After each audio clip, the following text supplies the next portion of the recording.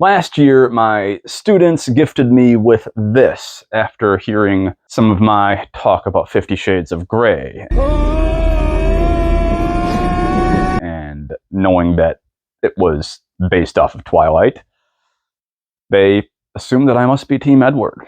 Cool, and if we're lucky, fans will, take sides, Some will be Team Edward, some will be Team Jacob. My thoughts exactly, sir. There's gonna be a huge debate over which one of these two monsters gets to hook up with a teenage girl. Wow, now that you phrase it like that, I hate it to my very core. Oh, whoops. Whoopsie. This year, those very same students who are no longer even in my class got me this as well. And this. With a very nice bookmark. Dang it. They guilt-tripped me, and now I feel compelled to read it. Not fair. But today, I am going to talk simply about the very first page. So let's open her up and read it. Preface. I'd never given much thought to how I would die, though I'd had reason enough in the last few months. But even if I had, I would not have imagined it like this. I stared without breathing across the long room into the dark eyes of the hunter, and he looked pleasantly back at me. Surely it was a good way to die, in the place of someone else, someone I loved. Noble, even. That ought to count for something. I knew that if I'd never gone to Forks, I wouldn't be facing death now. But, terrified as I was, I couldn't bring myself to regret the decision. When life offers you a dream so far beyond any of your expectations, it's not reasonable to grieve when it comes to an end. The hunter smiled in a friendly way as he sauntered forward to kill me. Dang it! That's a pretty good opening. Hate to admit it, but Twilight has a pretty darn good hook. Listen to all the questions that it raises in our minds, even before we know who this character is or have any other reason to care about her. I'd never given much thought to how I would die, though I'd had reason enough in the last few months. But if I had, I would not have imagined it like this. So now, we have to imagine a character who hasn't thought much about how she dies, so my guess is that two things are probably true about her. She's young, and she doesn't suffer from depression, my guess. But she's had reason enough in the last few months, which means that either recently she's fallen into depression, or her life has come under threat in some way. But even if I had, I would not have imagined it like this, meaning this, she's in a life-threatening situation right now, staring down her death. We don't have a reason really to care about whether she dies or not yet, but we have at least enough reason to be interested. I stared without breathing across the long room into the dark eyes of the hunter, and he looked pleasantly back at me. That's a pretty good use of an adverb, pleasantly. There's a hunter staring at her like he's going to eat her, but he's looking at her pleasantly.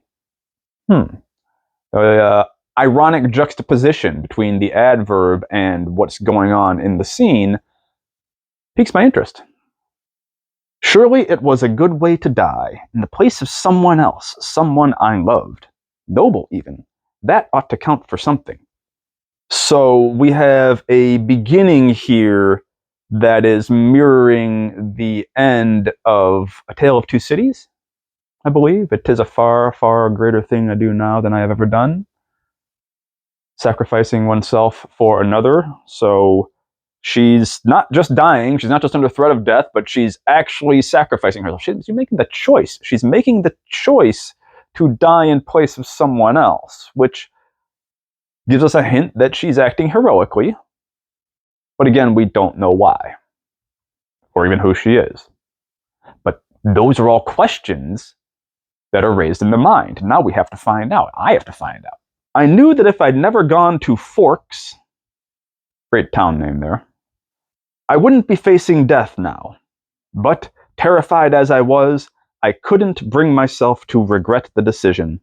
When life offers you a dream so far beyond any of your expectations, it's not reasonable to grieve when it comes to an end.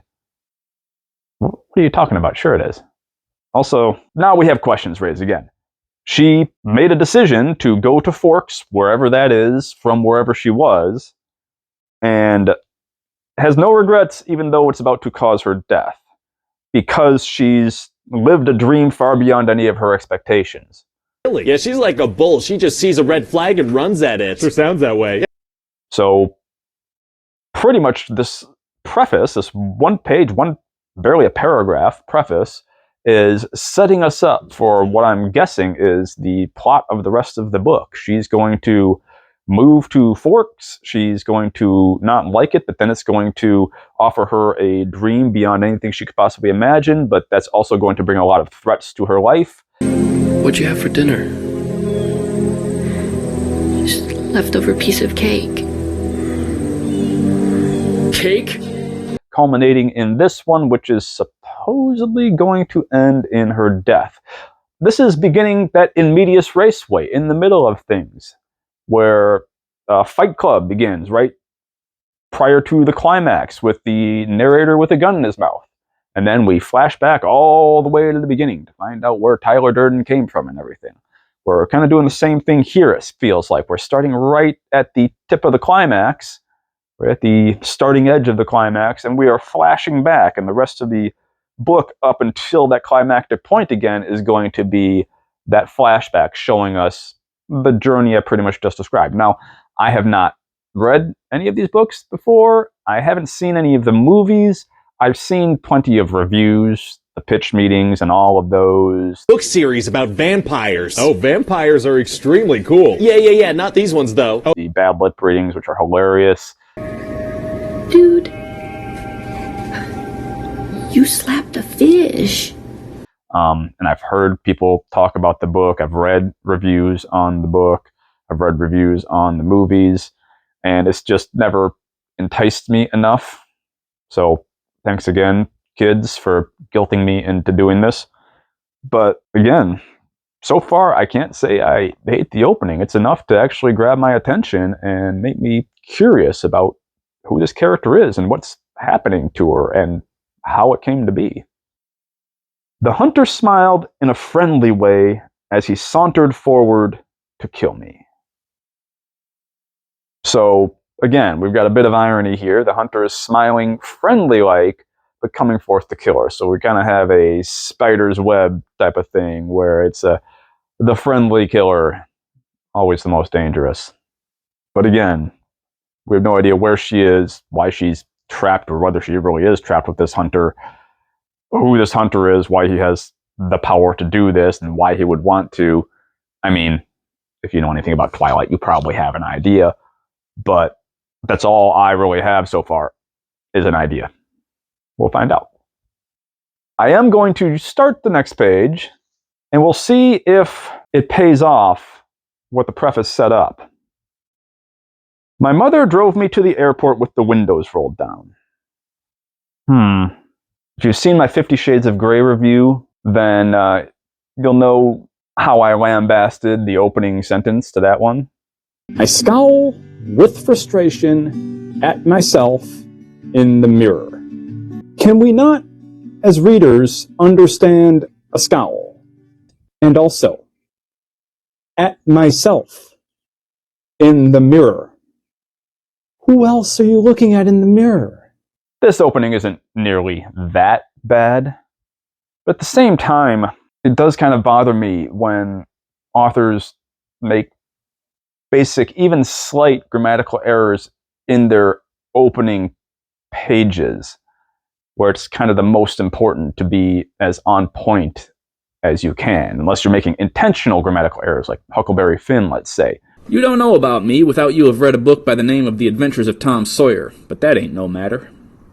Then of course you can get away with it. But my mother drove me to the airport with the windows rolled down. Now we can all understand that the mother probably had the car windows rolled down, but that sentence literally reads, the airport with the windows rolled down. That's kind of giving me trepidation about the quality of the rest of the book. I'm going to stop it there, guys, because I haven't read much further, and I have a feeling that I'm going to probably have plenty to say. Some good and some not so good about this book, but I am really going to give it a fair shot, which might take a while because I've got a lot of other stuff on my plate to get through, but I'm going to give it a fair shot. I'm going to read through it, and I'm going to see why this was such a big freaking hit. There has to be some reason. So I'm going to go through, and I will give you guys my thoughts down the road. But in the meantime, yeah, good opening line. If you open a story by setting up a whole bunch of interesting questions about a character, then you have a good shot of intriguing your audience about that character and forcing them to turn the page and find out more. So, yeah, if you are looking to start a new story, consider starting anywhere within the plot that you want. You don't need to start near the end like she does. You don't need to start at the very beginning. You can start wherever you want, and you're always free to flash back and forward. You're free to play around with time as you need to. But you do want to raise some questions pretty much throughout the story, because it's kind of what keeps the reader reading on, wanting to continually answer questions, raising and answering questions and driving the reader forward. You definitely want to start off with them, though, because that is the most important thing to draw a reader in. If there's no question raised at the very beginning, there's no curiosity. If there's no curiosity, I'm not really inclined to turn the page. So, again, Twilight. Let me know your thoughts, guys, in the comments below. Choose to like the video and subscribe to the channel, because if I'm going to be doing this, please make it worth my while. And I have memberships on my channel now. So if you want to hear me talk about this earlier or even more in depth, click on the join button below and check that out. You can support the channel for starting as little as $1 a month, and I would really, really appreciate the support. Hope you have a good Valentine's Day or VD or Singles Awareness Day, whatever you want to call it for yourself. Till next time, good luck and good writing. Peace.